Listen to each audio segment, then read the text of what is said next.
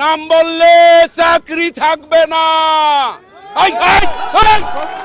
শালার বুতেরা চুপ থাক। উনি বললেন আল্লাহর কাছে, ওই শালার বুতেরা, শালার বুতেরা, আরে বাড়াই দেওয়া হয় না।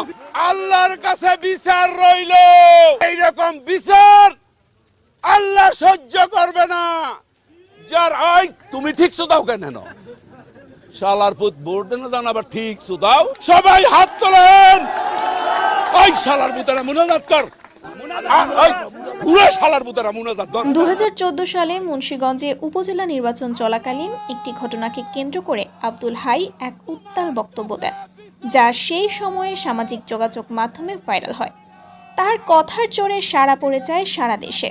আপনারা কি কেউ জানেন এই ব্যক্তি কে, কি তার পরিচয়, কি কারণে তিনি এত ক্ষিপ্ত হয়ে এভাবে বক্তব্য দিয়েছিলেন? এসব বিষয় নিয়ে জানার আগ্রহ রয়েছে অনেকে। তাই আমরা বাংলার বার্তা চ্যানেলের পক্ষ থেকে জানাবো এই বিএনপি নেতা আব্দুল হাই সম্পর্কে।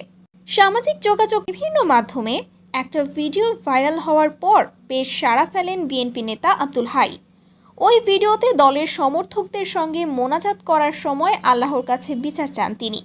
মুন্সিগঞ্জ 3 আসনের একাধিক ভোটার জানান, সকাল থেকেই ভোটারদের কাছে মোবাইলে অডিও বার্তার মাধ্যমে ভোট চেয়েছেন ধানের শীষের এই প্রার্থী।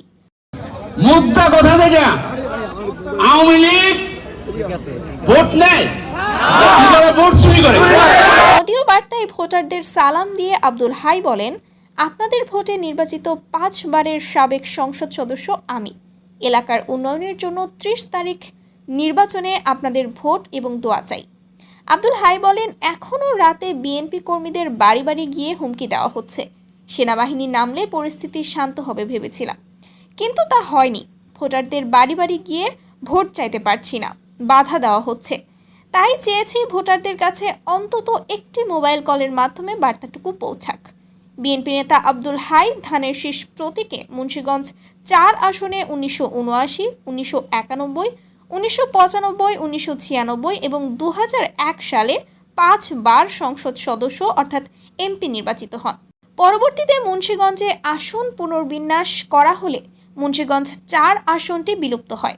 2008 সালে নবম জাতীয় সংসদ নির্বাচনে ঢাকা 4 আসন থেকে ধানের শীষ থেকে নির্বাচন করে আওয়ামী লীগের সানজিদা খানমের কাছে পরাজিত হন আব্দুল হাই।